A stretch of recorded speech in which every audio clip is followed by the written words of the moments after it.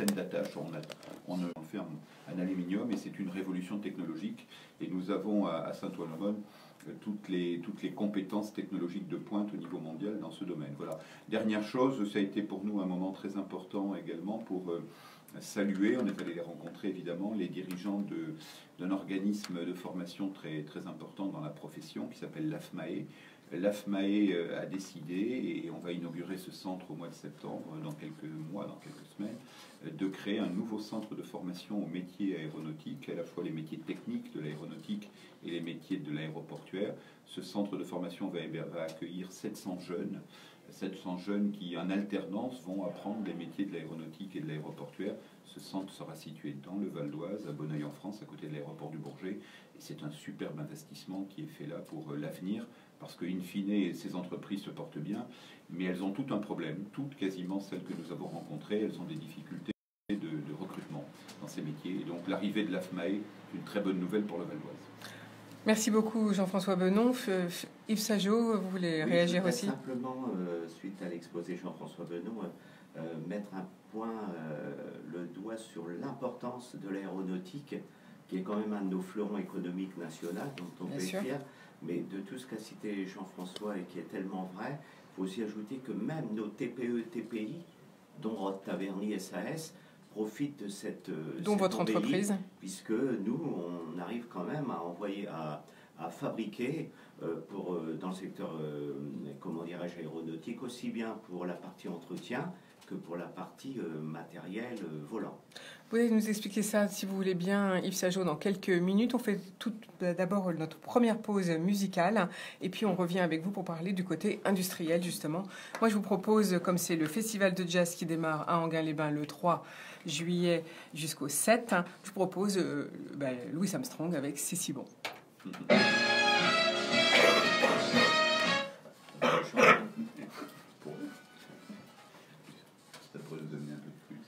Bon, il s'est refroidi, ça va, c'est reparti. Ça m'invite.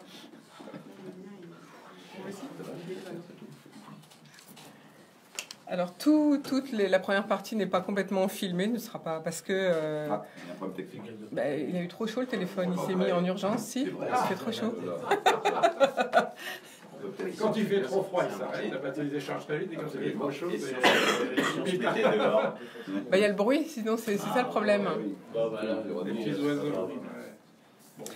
Bon, Philippe, malheureusement, on lui coupe la chic à Louis Armstrong, 1 minute 30, pas plus, parce qu'il est déjà 32, on a beaucoup de choses à dire. Nos invités ont beaucoup de choses à dire.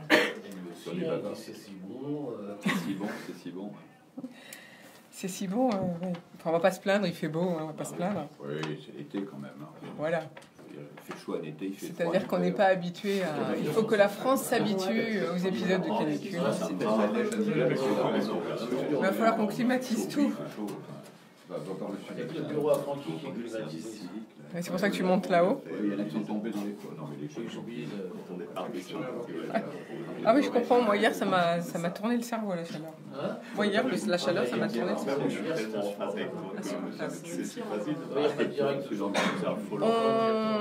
On y retourne, vous êtes prêts?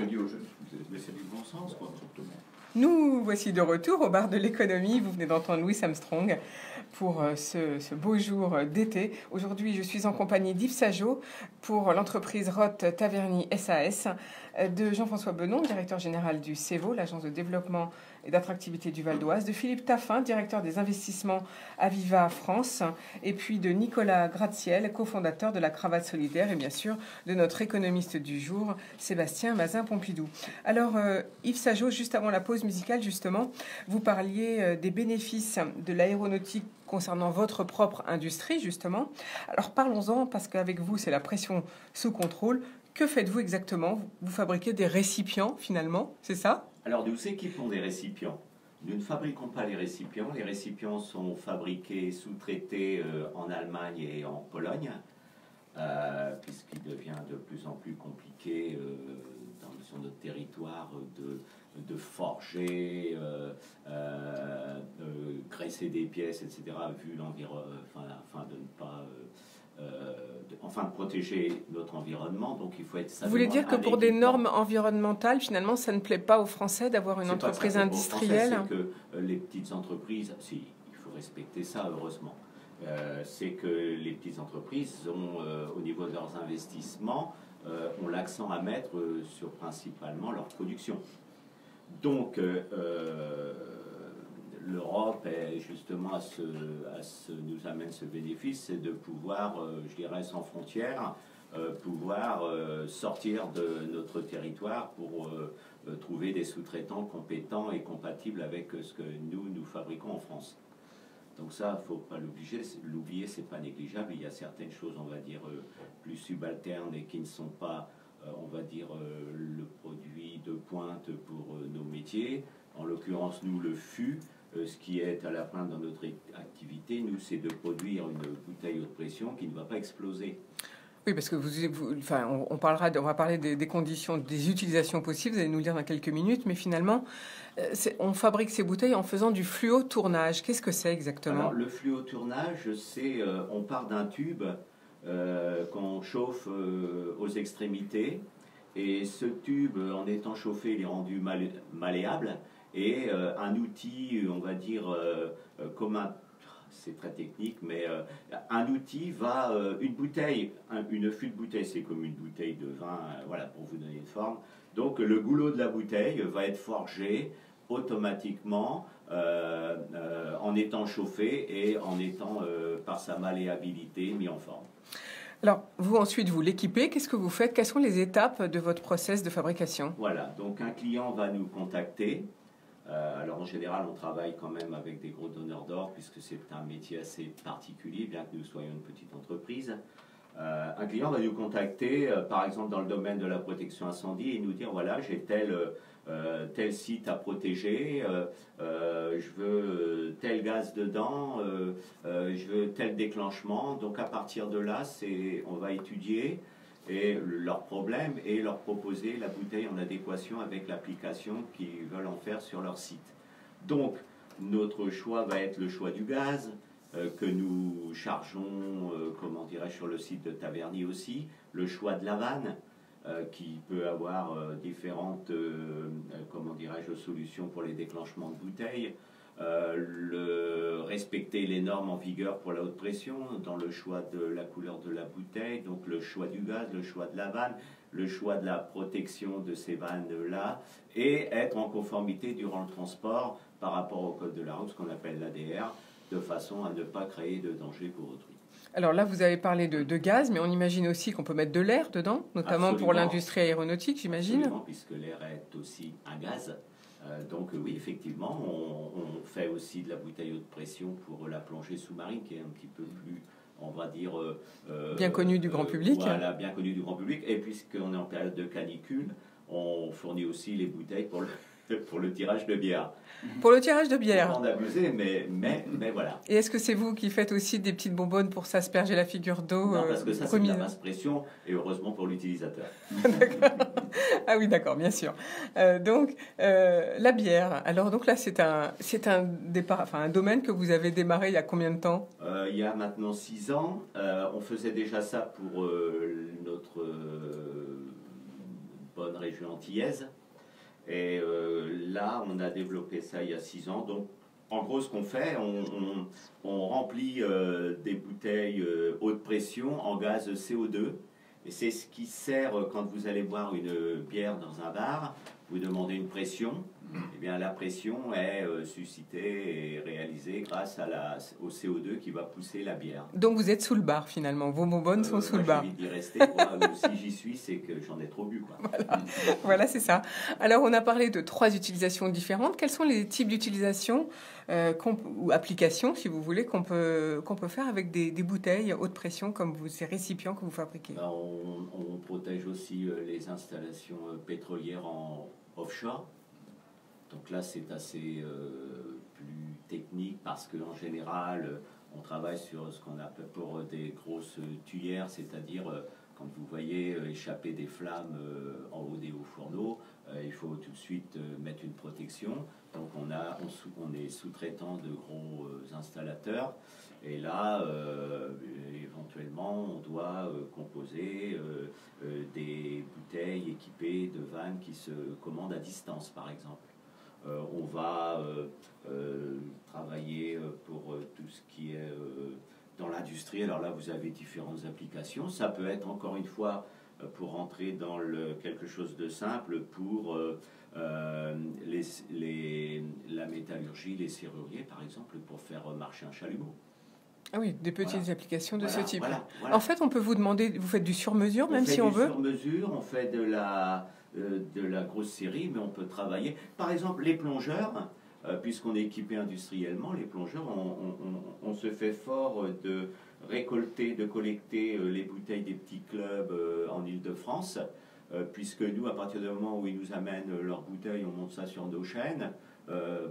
Ça permet à nos plongeurs d'avoir des bouteilles toujours équipées dans les règles de l'art, surveillées. Nous sommes en plus experts, délégués par le Bureau Veritas, et ça nous permet de contacter en même temps, d'avoir contact avec ces plongeurs-là, qui ne sont pas forcément, qui sont d'excellents plongeurs, mais pas forcément des techniciens. Et donc, ça nous permet de donner des informations, de répondre à leurs questions, leurs interrogations, de façon à éviter les accidents. Bien sûr, donc c'est une question de sécurité. Oui, voilà. On a, bien sûr qu'on a un rôle économique. Une entreprise, c'est là pour économiquement être saine. Sinon, c'est pas la peine. On met en danger le personnel et tout ce qui tourne autour. Mais on a aussi, nous, et surtout en tant qu'experts, j'y tiens beaucoup, un rôle d'informateur. Alors justement, votre rôle d'informateur, c'est aussi, j'imagine, auprès des jeunes. Quels sont les métiers spécifiques que vous utilisez et dont les jeunes ne sont pas au courant, puisque je suppose que la recherche de talent, c'est important pour vous et c'est dur à trouver peut-être, non? Alors justement, ça, je suis content d'en parler parce que ce qu'on recherche, ce sont principalement des jeunes qui ont des notions, je dis bien des notions. Vous ne demandez pas de formation particulière, c'est ça que vous voulez dire? Parce que nous sommes dans quand même une entreprise de pointe, puisque donc on fait la formation en interne. Et donc ce qu'on recherche, ce sont des jeunes qui ont envie de dire... je voudrais faire une petite aparté, là, je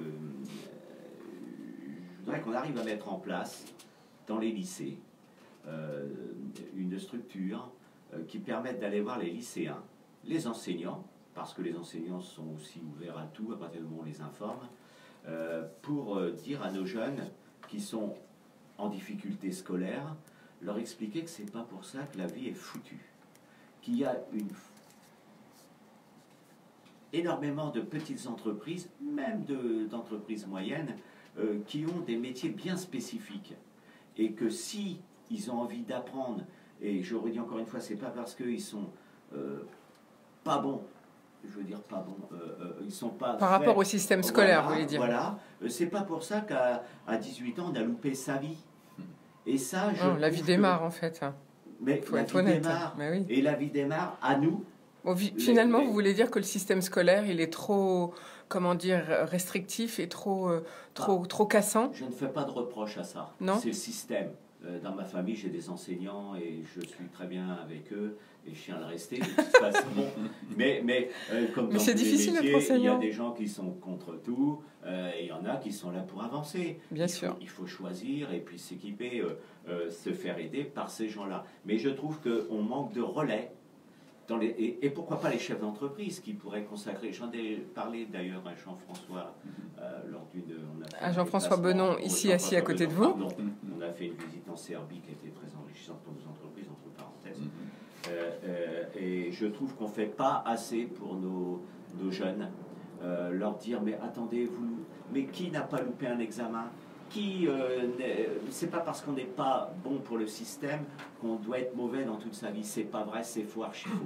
Et donc je voudrais qu'on arrive à mettre en place des structures et que nous, les chefs d'entreprise, pourquoi pas, on soit reçus dans les lycées et pourquoi pas en démarrant au collège pour dire à nos jeunes qui sont brillants, qui demandent qu'à éclater, qu'à exploser, leur dire attendez, là vous n'êtes pas sur la bonne piste, on va vous proposer autre chose. Alors justement, dans vos métiers de la métallurgie, de la mécanique, quels sont les métiers que vous pouvez proposer? Nous, par exemple, là, moi je suis vraiment un cas de métier bien spécifique. Donc là, nous, un jeune qui rentre chez nous, il peut gravir les échelons. Ce que je veux dire, c'est déjà une formation à la base. savoir ce que c'est que la haute pression, les risques, ça c'est le bœuf à bas. Et ensuite, le jeune va apprendre à monter des vannes. Monter des vannes sur de la haute pression, ça ne se monte pas comme un robinet chez un plombier, puisqu'on a quand même 200 bars ou 300 bars. C'est quand même important. C'est dangereux même, vous voulez dire. Regarde, votre majeur, vous exercez une pression d'1 kilo sur un objet, c'est un bar. Hein, pour vous donner une idée. Oui, donc 200 fois plus, voilà, effectivement. Voilà. Donc là, c'est une bombe qu'on fabrique. Donc on les forme petit à petit, ensuite ils peuvent devenir experts. Mais ça ne se fait pas en 15 jours. Et la difficulté, justement, pour les petites entreprises, c'est quand on fait de la formation, quand on recrute, il ne faut pas se tromper. Parce qu'ils vont rester de longues semaines en binôme, parrainés, pour qu'on leur montre les exercices, la sécurité, comment mettre en application ce qu'on va leur montrer. Parce que j'étais à peu près... Voilà, donc je pense que les jeunes auront bien compris... tellement profondément touché par ça que... Donc vous êtes confronté à la difficulté de recruter des talents. Absolument, absolument. Ça oui. Absolument, mais ça, je suis content parce qu'on a à notre table là quelqu'un qui essaye de s'occuper de l'insertion. Vous pensez à Nicolas Gratte-Ciel qui est avec nous? Oui. Et en plus c'est un jeune et ça fait du bien. Ça fait du bien de voir des jeunes qui ont déjà l'envie de dire mais moi je vais aider les autres quoi. Ben, il va nous parler de la base de son idée. Je suis désolé. C'est lié tout ça, effectivement. Voilà. Alors, autre souci, j'imagine, pour une entreprise comme la vôtre, c'est le développement à l'export. Oui. Quelles sont vos difficultés? Quelles sont vos réalisations, vos réussites, j'allais dire? Qu'est-ce qu'il faut pour avancer? Alors, moi j'ai eu de la chance. J'ai dirigé un groupe métallurgique. Donc, j'ai une culture de cadre d'entreprise. Donc, il y avait déjà une structure à l'international. Donc, je serais censé de dire que la partition, je la connais. Donc, avant de racheter l'entreprise que vous avez rachetée, vous voulez dire vous étiez déjà au fait? Je l'avais fondée dans le groupe. Vous aviez fondé la partie export? Oui. Non, cette entreprise de Taverny. D'accord. Je l'avais créée. Et donc, j'ai la chance, moi, de savoir, pour partir à l'export, dans quelle boule prendre. Par quel bout prendre cette démarche. C'est pour ça que, alors, pour les TPE, TPI, souvent sont composés de très bons techniciens qui décident de se mettre à leur compte et de dire, moi je le fais très bien, mon travail, et c'est la vérité à 90% des cas, mais ce ne sont pas forcément, comme ils ont le nez dans le guidon pour développer leur entreprise, ils n'ont pas forcément du temps pour aller voir ce qui se passe ailleurs. Le problème, c'est que ces entreprises-là se disent, mais pour faire de l'export, il faut que je crée un service export. Donc, je n'ai pas les fonds nécessaires pour déjà payer un commercial export, alors que je n'ai déjà pas de ressources suffisantes pour faire tourner mon entreprise. Ma démarche, puisque je suis chambre de commerce de l'Oise et j'ai la chance de présider la commission internationale, et on a la chance aussi d'être partenaire avec la Chambre de commerce du 95, avec qui ça se passe excellemment bien, et aussi le CEVO. Ma mission a été de proposer à la Chambre de commerce de dire, attendez, il y a des gens, il y a des sachants pour faire de l'export, faisons appel à eux et montrons à nos petites entreprises qu'avec ces gens-là, ils vont pouvoir développer à l'international. Il faut savoir que l'international, on ne rentre pas dans un pays en terrain conquis en disant c'est moi, j'arrive, je suis le plus beau, j'ai le plus beau produit. C'est pas vrai. Pour aller à l'export, il faut déjà faire une étude, on va dire, géopolitique, il faut déjà faire une étude des marchés et il faut déjà apprendre à connaître la population. Parce qu'il y a des chocs culturels et c'est bien évident. Donc il faut savoir s'entourer de sachants, mais qui existent. Et savoir avec eux dire voilà ce que je veux obtenir, ensuite une étude commerciale, etc. doit être mise en place avec ces gens-là. Le problème qu'on rencontre pour se développer, c'est surtout cette peur de dire sortir des frontières, c'est compliqué. Or, si on sait le prendre par le bon bout, c'est pas compliqué. Mais il faut des gens comme nous, des CCI, etc., qui puissent guider ces jeunes entrepreneurs pour les rassurer et leur dire c'est pas le bout du monde. Je parle de notre entreprise, excusez-moi de dire moi. Notre entreprise, on est en train là de de planter des jalons, mais déjà costauds, sur la Grande-Bretagne. Pourquoi? Parce qu'on est en train de préparer le Brexit. Et donc, on a des Anglais. Bon, on a un marché niche aussi, je reconnais. On est sur un marché niche, on est connu, bien que ce soit une petite entreprise. Mais là, on est approché pour justement récupérer des productions sur Taverny, de façon à ce que des marchés pris sur la Grande-Bretagne partent directement de Taverny sur le continent européen. Mais alors, donc, fort de votre expérience, vous avez fait comment, donc, justement, pour pouvoir récupérer ces marchés en Grande-Bretagne? Eh bien, j'ai appliqué pour moi ce que j'essaye de faire appliquer. C'est-à-dire que vous êtes allé rencontrer des sachants. C'était qui Exactement. les sachants? Mais c'était qui pour Les vous en sachants, particulier? j'ai eu la chance d'avoir des relations. Bon, j'ai plus de 60 ans. Hein. J'ai eu la chance d'avoir des relations, quand même, un tissu commercial assez développé. Et on a, comment dirais-je, créé le Business Club Afrique à Lille. Et là, bien, le Business Club Afrique faisait venir des politiques, des commerciaux à l'export, etc. Et j'ai créé des contacts, tout simplement. Tout simplement. Et à partir de Donc, en fait, à Taverny, et on a discuté, ils ont visité. Il faut déjà présenter quand même une entreprise digne. Bien sûr, vous savez, pour vendre avec des produits de qualité. Pour vendre un produit, il faut être sûr de son produit. Si vous n'êtes pas sûr de votre produit, si vous trichez, vous ne le vendrez jamais. Merci beaucoup Yves Sajot pour ces bonnes réflexions. En fait, on a compris que pour faire du développement à l'export, eh bien, il faut se mettre en réseau finalement. C'est bien ça ce que vous voulez dire. Pour les petites entreprises, bien sûr. Pour les plus grosses, elles peuvent développer un service à l'export, donc c'est un petit peu différent la démarche. On va faire une nouvelle pause musicale. Si vous voulez bien, je vous emmène toujours dans le jazz. À tout de suite.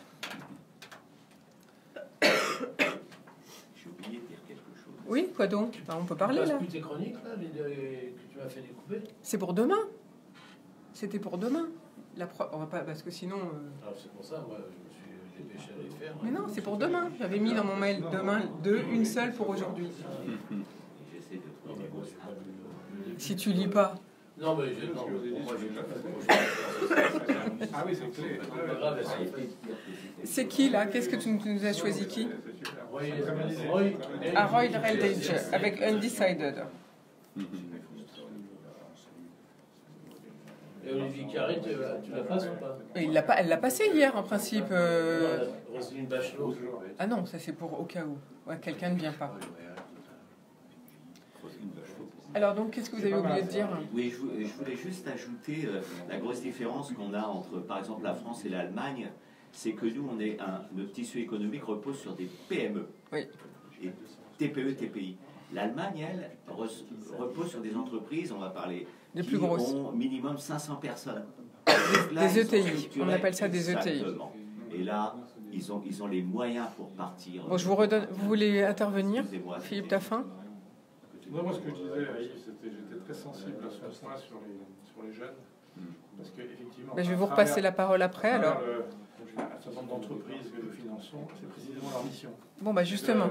Ok, on va faire le lien comme ça, on vous passe la parole après. Je vous fais finir sur la dimension des entreprises allemandes et françaises. Parce que moi, j'ai une question à vous poser. Oui, mais moi, j'ai une question à vous poser.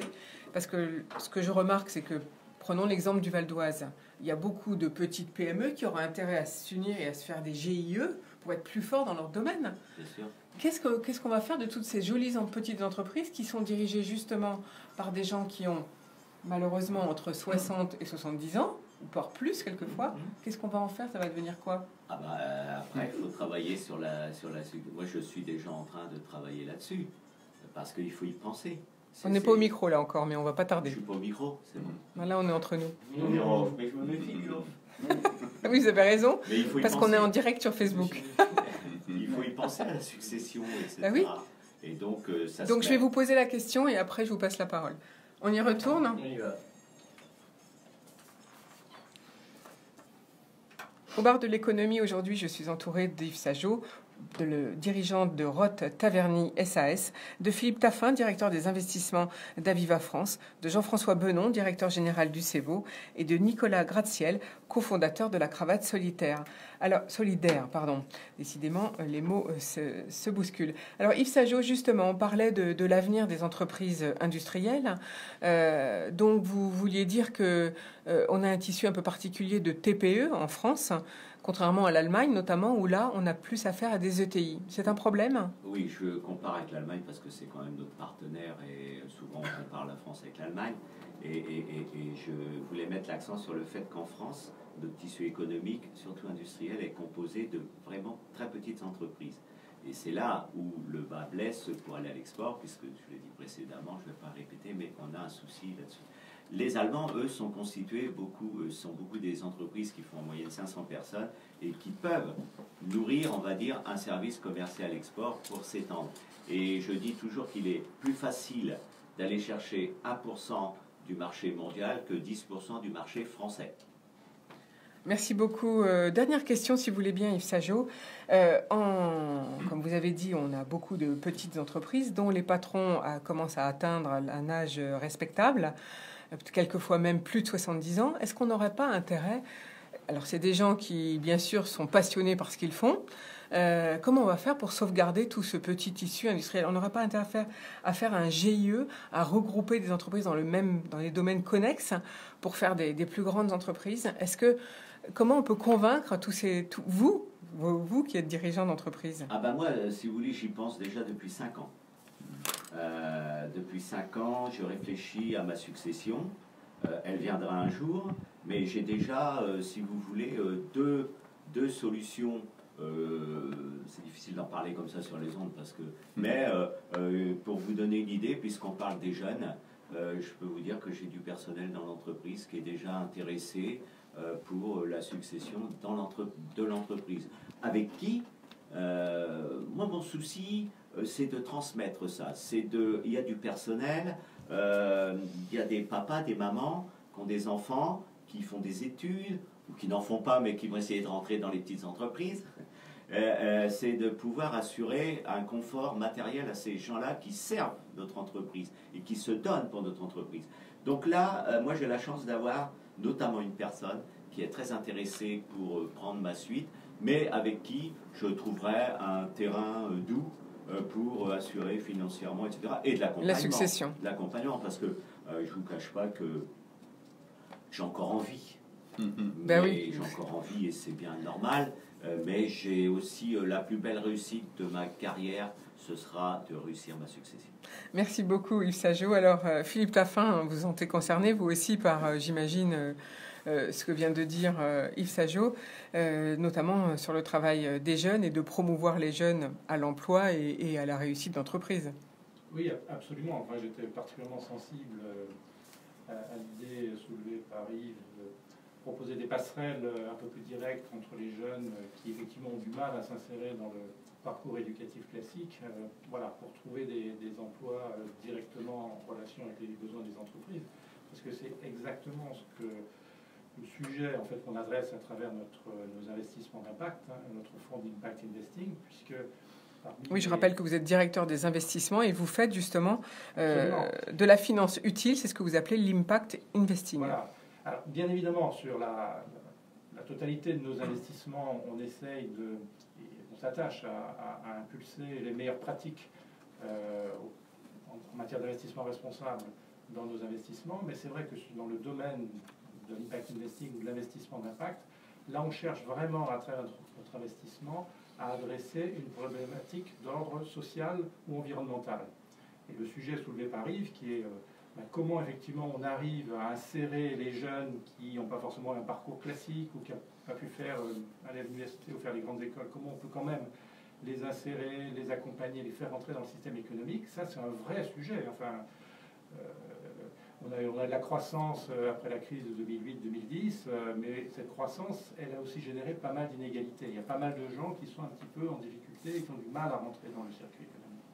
Et le fonds d'impact que nous avons lancé il y a maintenant 5 ans, une de ces problématiques, c'est justement de financer, d'aider les entreprises dont la mission est principalement de chercher ces jeunes, d'aller les chercher et de les former et de les amener justement dans des métiers d'avenir. Donc typiquement, une des grandes entreprises emblématiques du secteur qui s'appelle Simplon est une magnifique réussite pilotée par les équipes de Frédéric Bardot. C'est précisément d'aller dans les territoires, dans les endroits où les jeunes effectivement ont un petit peu du mal à trouver leur voie, et à les rencontrer et finalement à les former au métier de demain. Et notamment, chacun sait qu'aujourd'hui en France, on a une pénurie de web développeurs. Et bien typiquement, ce que fait Simplon, c'est qu'il va sélectionner sur les qualités intrinsèques de ces jeunes, il va les sélectionner, il va les former, tout ça gratuitement, et ensuite il va les placer auprès des entreprises. Et au travers des associations, au travers de Pôle emploi, en fait, il y a tout un écosystème en fait, qui participe à cette réalisation, à cet objectif. Et c'est ça qu'on essaie de faire à travers notre fonds Aviva Impact Investing France. En fait, vous ne financez, il y a un but bien précis, c'est de ne financer que des entreprises ou des associations à but solidaire, hein, ou portant sur l'environnement, c'est bien ça?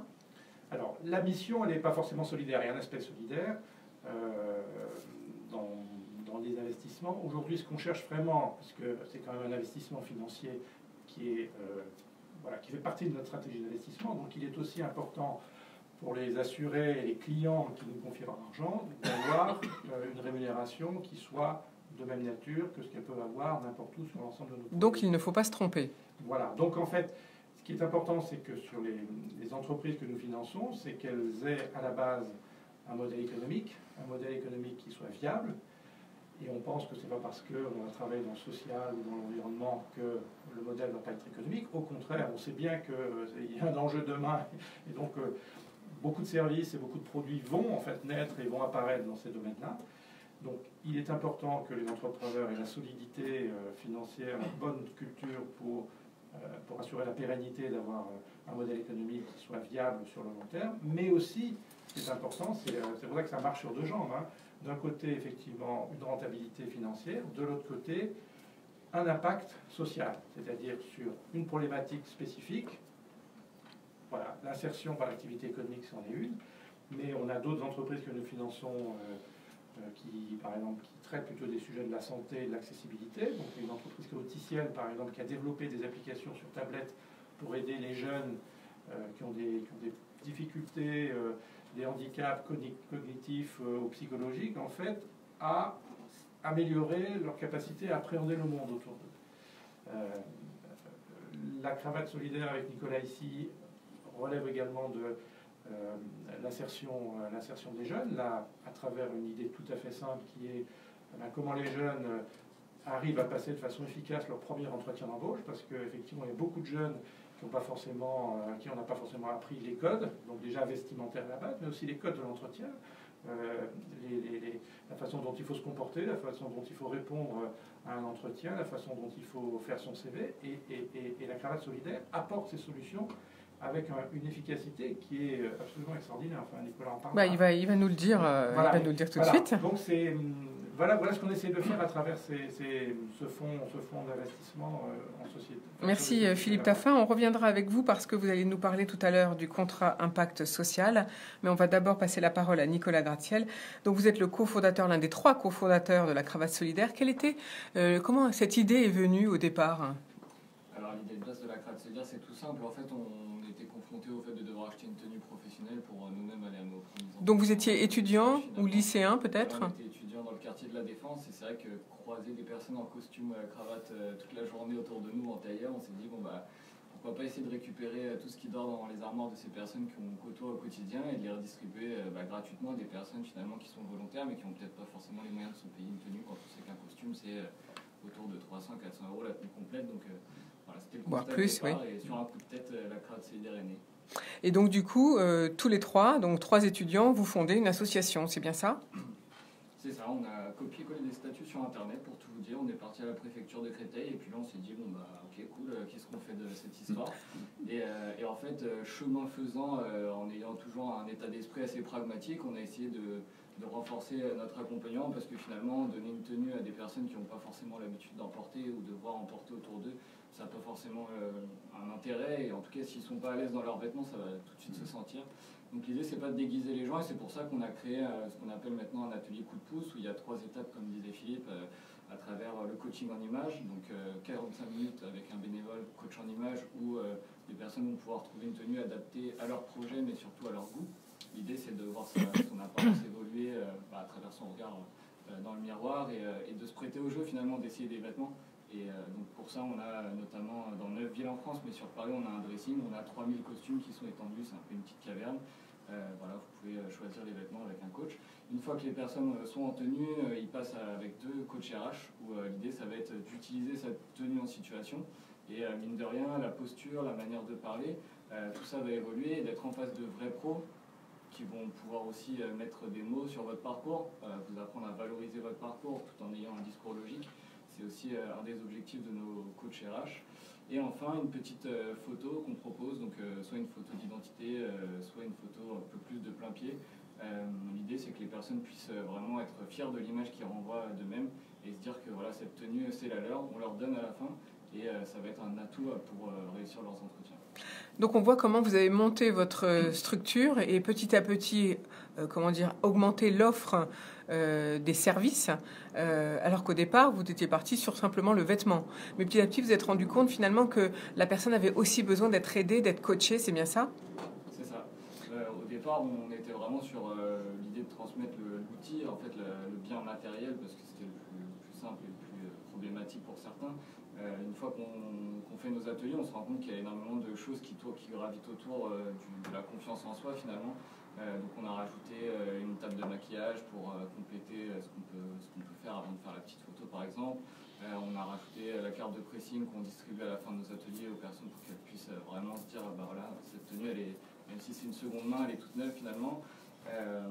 Et maintenant, à travers le partenariat qu'on a avec Aviva notamment, de répondre à une problématique qu'on a rencontrée dans nos ateliers, qui est celle du frein de mobilité, c'est-à-dire que énormément de structures partenaires associatives nous orientent des publics bénéficiaires, et finalement on avait un taux de présence qui n'était pas forcément optimal, et notamment à cause de ce frein de mobilité où des jeunes, par exemple des départements limitrophes, sont parfois jamais venus sur Paris. Donc on a essayé de lancer désormais un projet qui s'appelle la Crade Solidaire Mobile, qui a été inauguré le 20 juin dernier, et l'idée c'est de se déplacer, donc reproduire l'accompagnement dont je viens de parler, des ateliers coup de pouce dans les départements du 93 et 95. Alors justement, dans le 95, où est-ce qu'on peut vous trouver? Alors dans le 95, on accompagne des jeunes des missions locales de Franconville, donc on a été récemment à Hermont, Herblay, Cormeilles-en-Parisis, Argenteuil, Aubonne et Sannois. Donc c'est un petit appel aussi à toutes les personnes qui voudraient se porter bénévole ou donner des vêtements ou simplement venir découvrir la Crade Solidaire Mobile. N'hésitez pas à nous contacter via notre site internet, page Facebook ou autre, pour vous déclarer intéressé. Vous pouvez être coach en image, c'est sur des petites demi-journées, vous accompagnez 4 à 5 personnes. L'idée c'est d'être dans un état d'esprit bienveillant et surtout de transmettre les codes de manière ludique. Oui, parce que, alors, reparlons un petit peu de votre modèle économique. C'est d'être à la fois une association, mais avec donc une entreprise, mais en même temps, comme toute association, d'utiliser des bénévoles. Donc, vous avez besoin de bénévoles. Et notamment là, en Val d'Oise, et puis aussi dans le 93, j'imagine. Vous faites un appel aux 2 départements. C'est ça. On a effectivement, en France, l'association elle est présente dans 9 villes. Et c'est une communauté de 1000 bénévoles qui s'activent pour que l'association fonctionne et qui sont... Et en fait, nous, en tant que... Il y a des permanents désormais dans l'association parce que c'est devenu très conséquent, il faut gérer tout ça, mais notre seul rôle, c'est d'être finalement chef d'orchestre et de faire en sorte qu'à un même moment, on ait des bénéficiaires qui vont avoir un entretien d'embauche prochainement, des bénévoles qui sont formés et qui ont l'attitude attendue à la Crade Solidaire et des vêtements qui sont de qualité et adaptés aux personnes qu'on accueille. Alors, Nicolas Gratiel, donc on a bien compris vos missions et puis votre projet de développement. Quel est votre modèle économique? Parce que finalement, une association, elle a besoin de fonds. Donc, il faut donc payer les salariés. Alors, je ne sais pas combien il y a de salariés, peut-être vous allez nous le dire. Il y a 22 salariés en France maintenant et 10 sur l'antenne de Paris. Oui, donc c'est déjà une grosse association, 22 salariés. Donc, vous avez fait appel. Comment vous avez fait pour trouver des financeurs par ce qu'on appelle le contrat impact social? Alors, le contrat impact social, c'est un nom un peu barbare au départ. C'est assez simple. C'est un contrat tripartite. Donc, vous avez d'un côté des investisseurs, qui sont des entreprises privées, qui vont financer un projet d'une association. Cette association a des objectifs très concrets à remplir, qui vont être audités et validés par un organisme tiers. Et si ces objectifs sont réalisés, alors on a un tiers payeur qui sont pour nous des ministères, qui vont rembourser les investisseurs à hauteur de leur engagement. Et donc c'est là où Aviva vous intervenez, Philippe Taffin? Absolument. Ce qui est vraiment excellent dans ce contrat impact social, c'est d'une part, c'est un nouveau moyen de financement pour les associations qui en manquaient cruellement, puisqu'elles reposaient beaucoup sur effectivement les subventions aux dons. Et aujourd'hui, on sait bien que c'est de plus en plus compliqué d'avoir des subsides des pouvoirs publics ou des collectivités. Et donc c'est là où c'est important que le secteur privé puisse aussi intervenir et jouer son rôle, parce qu'on est une entreprise privée, mais on ne vit pas hors sol, on vit dans notre société, nous avons un certain nombre de devoirs vis-à-vis de nos parties prenantes, que ce soit nos clients, nos collaborateurs, mais la communauté au sens large. On attend de nous autre chose que simplement produire des services ou faire de la rentabilité. Et donc, je dirais, le contrat impact social, ça permet justement l'hybridation entre le secteur associatif et le secteur privé. Et ce qu'il y a de très malin, c'est que cet argent qui est payé par les ministères ou les pouvoirs publics, il n'est pas créé en fait, puisque en réalité, il provient du fait que l'action sociale ou l'impact social de la cravate solidaire permet de remettre des jeunes à l'emploi et donc d'économiser des dépenses liées à Pôle emploi, liées justement aux aides des collectivités locales. Oui, ou au RSA, voilà, ou au RSI, enfin, tous les budgets sociaux aujourd'hui voilà, qui sont relativement importants et qui sont là pour aider les gens qui cherchent du travail. Si on arrive effectivement à travers une action précise et efficace à les remettre au travail, et là-dessus, ce que n'a pas dit Nicolas, sans doute parce qu'il est modeste, c'est que le taux d'insertion et de sortie positive de la cravate solidaire est absolument extraordinaire, parce qu'il est plus de 70%. Et donc ça veut dire que l'impact social permet d'économiser des coûts qui justement permettent de financer justement le paiement de ce contrat impact social et donc d'offrir une rémunération satisfaisante pour un investisseur privé comme Aviva. Oui, parce que pour tout euro investi, il faut qu'il y ait une rentabilité. C'est bien ça. Absolument. Mais alors comment vous vous rentabilisez justement? Comment ça se rentabilise? Aujourd'hui, par exemple, sur le contrat impact social, il y a un rendement minimum qui est de 4,5%. Comme le disait Nicolas, il y a des objectifs d'impact social. Bon, il y a 3 indicateurs principaux, avec un minimum. Il ne s'agit pas de dire dès qu'on a... Donc il y a des objectifs qui sont en fonction de la capacité passée de la cravate de réaliser, effectivement, d'embarquer des bénévoles, de réaliser des sorties positives pour les bénéficiaires. Et si on va au-delà de ces objectifs déjà démontrés par la cravate solidaire, alors là, vous avez un petit coup de pouce supplémentaire de 1,5% qui fait que pour un investisseur, ça fait 6,5%. Oui, ce qui n'est pas négligeable. C'est tout à fait effectivement intéressant. Bon, sachant que, évidemment, si on ne les atteint pas, la rémunération ne sera que de 4,5%. Donc il y a un vrai équilibre entre effectivement le financier et l'impact social. Alors Nicolas Gratiel, pour la cravate solidaire, vers qui vous êtes-vous tourné au départ pour aller vers ce type de fonds qui sont les contrats impact social? Vous êtes fait incuber, vous avez recherché des business angels, comment vous avez fait? Du coup, en fait, les contrats impact sociaux, ça a été lancé par le gouvernement et on a répondu à un appel à projet. Donc il faut savoir que dans le monde, il y en a 120 qui ont été signés. En France, il n'y en a que 6 qui sont mis en place. Et donc c'est quand même une expérimentation. Ce qui est intéressant, et pour rebondir sur les indicateurs qui sont associés au projet, en fait, on a 3 éléments, 3 critères d'évaluation chez nous. On a le nombre de personnes qu'on va accompagner, le taux de réussite et de retour à l'emploi. Donc chez nous, c'est 70%, et c'est vrai qu'on en fait moyennement usage parce qu'on considère que nous, on est une brique dans la chaîne de l'insertion et qu'en fait, on ne veut pas forcément s'approprier tout ce qui a été fait avant au niveau des problématiques sociales qui ont été résolues, mais nous, on est le petit coup de pouce supplémentaire qui donne ce 70% de réussite. Et le troisième indicateur, c'est celui de la mobilisation des personnels actifs qui vont être des coachs RH qui vont intervenir dans nos ateliers. Et c'est un point sur lequel moi je suis assez attaché, c'est-à-dire que l'idée de la cravate, partout où elle se déploie, c'est d'associer tous les mondes et toutes les strates de la société. Donc on va pouvoir, à travers notre action, faire coïncider des associations partenaires, des entreprises partenaires, tout ça pour accompagner des bénéficiaires. Les particuliers vont pouvoir devenir bénévoles ou donner des vêtements. Et en fait, toutes les strates de la société vont se retrouver à travers notre projet. Et c'est un des indicateurs qu'on a à tenir, c'est celui d'arriver à recréer cet écosystème localement. Donc c'est pour ça qu'on avait fait une présentation au CEVO notamment, pour essayer de sensibiliser les entreprises au fait que mobiliser les collaborateurs sur nos ateliers, c'est développer un capital employeur, c'est participer à la politique RSE et donc apporter du fonds sur ces appels d'offres, mais c'est aussi et surtout donner du concret aux salariés, leur permettre de s'engager et leur permettre pourquoi pas de développer leurs compétences professionnelles quand on sait qu'on est RH et qu'on recrute parfois toujours les mêmes types de profils de gens. Pourquoi pas venir dans la cravate solidaire, d'être au contact d'autres coachs RH et de côtoyer des personnes un peu différentes de qui on va se faire essayer d'émerger des talents. Quand vous avez, pour rentrer dans les clichés, une personne qui peut être primo-arrivante en France, qui a un CV à peu près vierge, faut s'accrocher quand on est en entretien pour faire émerger des talents. Et oui, s'il est capitaine de son équipe de foot, en fait, oui, c'est un talent potentiel parce que quelqu'un parmi les 11 a repéré que c'était lui, The One, qui allait être capitaine. Donc voilà, ça permet aussi de développer des compétences RH et donc je suis assez attaché au fait que voilà, à travers son action, la Cravate Solidaire Mobile a vocation à connecter les associations partenaires et les entreprises locales. Donc toutes celles et ceux qui sont dans ces structures-là sont les bienvenus pour participer au projet de la Cravate Mobile. Alors donc, Nicolas Gratiel, vous avez besoin de bénévoles. Si on veut vous rejoindre, comment fait-on? Ou si on veut vous contacter parce qu'on veut bénéficier d'un coach ou parce qu'on est un jeune ou un moins jeune qui a besoin d'un costume et d'être coaché pour un entretien, on fait comment pour vous contacter? Alors le plus simple, ce sera le site internet ou les réseaux sociaux.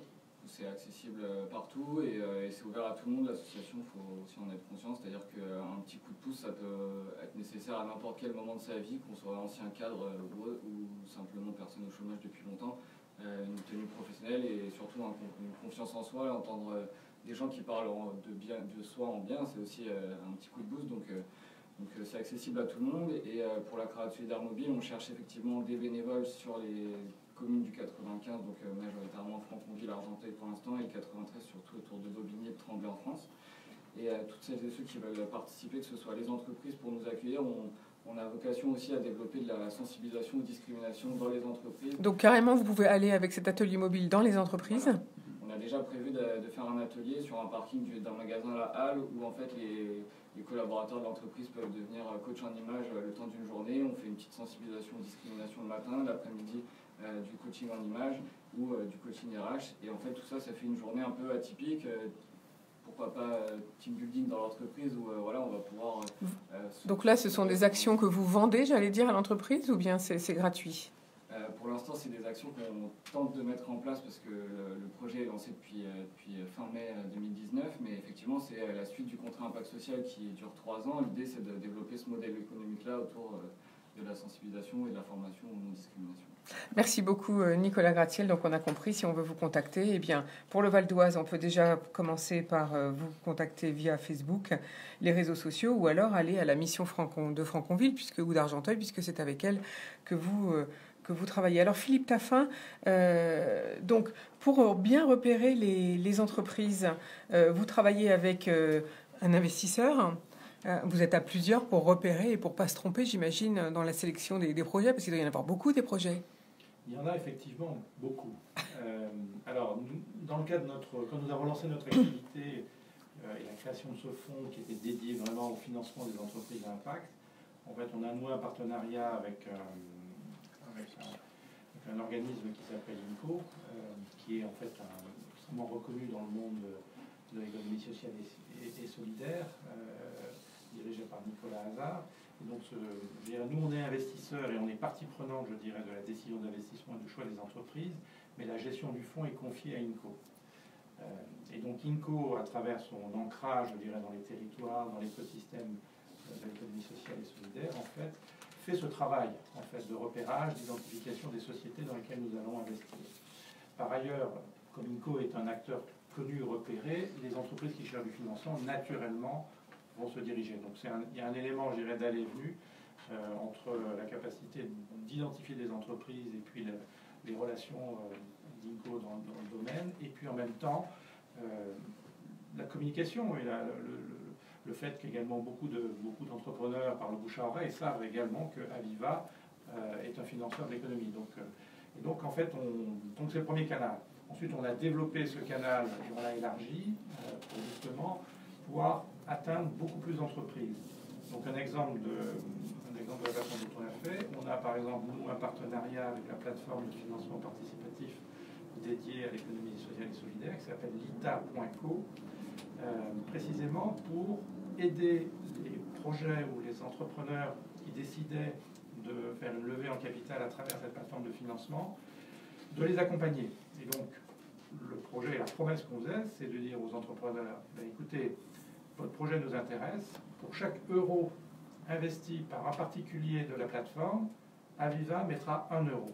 Et donc, évidemment, pour l'entrepreneur, c'est gagnant-gagnant, puisque d'un côté, ils ont effectivement un appel à la foule, et de l'autre côté, ils ont une entreprise institutionnelle qui va doubler le montant de la levée, donc va accélérer la levée de la vitesse de leur levée. Et puis côté également particulier, et pour la plateforme c'est très intéressant, parce que ce que nous cherchons aussi, c'est à mobiliser les particuliers autour de ces investissements. Et l'investisseur particulier qui sait qu'Aviva, qui est un investisseur averti et qui a fait tout le travail d'analyse et de due diligence du projet, eh ben, peut venir et nous accompagner de façon un petit peu plus confortable. C'est plus sécurisant. Absolument. Et quels sont les domaines pour l'instant dans lesquels on remarque des entreprises? Donc, vous avez cité le médical, avec la société qui fait du développement sur tablette pour personnes déficientes ou handicapées. Vous avez cité la société Simplon. Qu'est-ce qu'il y a d'autre comme domaine d'activité qui peuvent bénéficier Il y a évidemment le domaine de l'environnement et de l'efficacité énergétique, puisque c'est un vrai sujet, je dirais, qui touche pas seulement les particuliers, mais l'ensemble des pays de la planète. Et donc, nous avons par exemple financé une entreprise comme Enercop, donc, qui est un des grands producteurs d'énergie verte en France et qui se développe extrêmement rapidement. Nous avons également financé une entreprise qui s'appelle Cosinergie, qui est en fait une entreprise qui est capable de pratiquer un audit énergétique en fait auprès de particuliers, une copropriété par exemple de particuliers, et ensuite de rassembler autour d'elle, à partir du diagnostic, l'ensemble des cœurs de métier pour réaliser les travaux d'amélioration d'efficacité énergétique. Et donc, comme vous le savez, c'est un véritable maquis d'arriver à constituer les dossiers, etc. Donc ça, c'est donc tout le domaine Nous avons par exemple financé une entreprise qui s'appelle Base, en fait, qui est un constructeur de panneaux photovoltaïques de deuxième génération, c'est-à-dire des panneaux photovoltaïques qui sont capables à la fois de produire de l'électricité et également de la chaleur, qui est extrêmement utile auprès des agriculteurs qui cherchent à diversifier leur source de revenus, puisque quelque part ils vendent l'électricité auprès des réseaux Engie, etc., RFDF, et en même temps ils produisent de la chaleur qui leur permet de faire des séchages pour les productions agricoles. Bon, voilà quelques exemples en fait d'entreprises qui effectivement rentrent dans le cadre de notre stratégie. Merci beaucoup Philippe Taffin pour toute cette présentation. C'est vrai que c'est intéressant qu'on soit particulier d'investir dans ce type et d'être accompagné par vous. Alors peut-être pour finir, Jean-François Benon, peut-être peut-on faire le bilan de l'activité économique du Val d'Oise pour cette année de juin à juin, j'allais dire. Quel est-il ? Bah écoutez, en ce qui concerne le département, d'abord, on est un territoire qui continue à être attractif. Nous, au CEVO, on avait notre assemblée générale il y a quelques jours, lundi, et nous avons regardé un petit peu les chiffres que nous accompagnons d'ailleurs sur les implantations de nouvelles entreprises dans le Val d'Oise. Au cours de l'année passée, on a ouvert au CEVO 350 dossiers de recherche de sites d'implantation, portés par des entreprises qui ont des projets de relocalisation, de développement ou d'investissement. C'est un chiffre important. Sur ces 350 dossiers ouverts, de mémoire, 259 se sont traduits par une décision d'investissement dans le Val d'Oise. Donc nous avons effectivement un rythme qui reste très soutenu pour les implantations. Alors ça va quand on parle d'implantation depuis une start-up qui a besoin de 15 mètres carrés de bureau dans un incubateur ou une pépinière d'entreprise, jusqu'à une entreprise industrielle. On parlait de Dassault tout à l'heure, qui va s'implanter sur plusieurs hectares pour construire des bâtiments industriels de 50 000 mètres carrés. Donc évidemment c'est très, très large. Mais nous constatons deux phénomènes. D'abord, un développement très fort des activités tertiaires à très haut niveau de qualité sur les rives, ce qu'on appelle les rives de Seine, autour d'Argenteuil, de Beson. Ce territoire du Val d'Oise est en en plein changement avec une tertiarisation de l'économie. On avait des sites industriels qui peu à peu laissent la place à des activités tertiaires. Besançon, Argenteuil, c'est l'arrivée du siège social mondial de Atos avec 5000 salariés qui sont installés ici. C'est l'implantation de la société Dell EMC avec 1 millier de salariés installés aussi sur les bords de Seine. C'est le siège social de Sophos, une entreprise anglaise qui est dans les antivirus, qui s'est installé également dans ce secteur. Il y a quelques semaines à peine, se sont installés dans des nouveaux bureaux ultramodernes à la tête de pont de Besançon, là où le tramway T2 arrive, et donc on est à 10 minutes de la Défense, 12 minutes de la Défense. La société Nielsen, qui est un des leaders des études de marché et qui a regroupé là à peu près 700-800 salariés. Voilà, tout ça pour vous dire que là, on a vraiment un changement de catégorie sur ce secteur. Et puis on continue, et c'est un élément très important et un élément de fierté pour nous, on parlait tout à l'heure de l'industrie, à avoir dans ce département une vraie attractivité sur les entreprises industrielles. Encore une fois, le dossier d'Assaut est emblématique, mais nous avons beaucoup de PME, PMI industrielles qui continuent à se développer, qui continuent à investir, qui déménagent pour avoir des locaux plus modernes et plus adaptés. Je crois que c'est un signal positif au moment où on parle de la disparition progressive du monde industriel en France. En Val d'Oise, bien sûr, on a perdu un peu d'emplois industriels au cours des 20 dernières années, beaucoup moins que pour la moyenne d'Île-de-France. En Val d'Oise, on a beaucoup mieux résisté dans notre département à la désindustrialisation qui a touché l'Île-de-France depuis 20 ans. Mais surtout, ce qui nous fait plaisir, c'est que des PME, PMI de petite taille, industrielles, continuent à courageusement investir dans le Val d'Oise avec des outils de production modernes, et je crois qu'il faut qu'on s'en félicite collectivement. Ça, c'est une bonne chose pour nos entreprises. C'est pas donc Yves Sajot qui va dire le contraire, bien sûr. Absolument pas. Et, si je peux rajouter, il faut savoir qu'une petite entreprise comme la nôtre, c'est tous les ans environ 7% du chiffre d'affaires qui part dans les investissements. Qui est réinvesti, vous voulez dire. Voilà, la base d'une entreprise industrielle, c'est d'investir. François Benon, on est obligé de rester à la pointe pour survivre. Justement, pour vous contacter, on fait comment, Yves Sajot, si on veut rejoindre Roth Taverny? Eh bien, on téléphone ou Et on va te dire votre site internet, comment s'appelle-t-il? ROTH non, bon, écoutez, voilà. Roth Taverny, Cylinder HP. Cylinder HP. Voilà. Donc, merci à tous, en tout cas, pour votre présence ce matin en studio. Vous avez vu beaucoup de dynamisme dans les industries, en tout cas chez nous, en Île-de-France. Et puis aussi beaucoup d'idées en solidarité et en financement. Moi, je vous dis à demain pour une nouvelle émission. Très belle journée. Merci. Merci à vous. Bravo. Super. Bon, merci.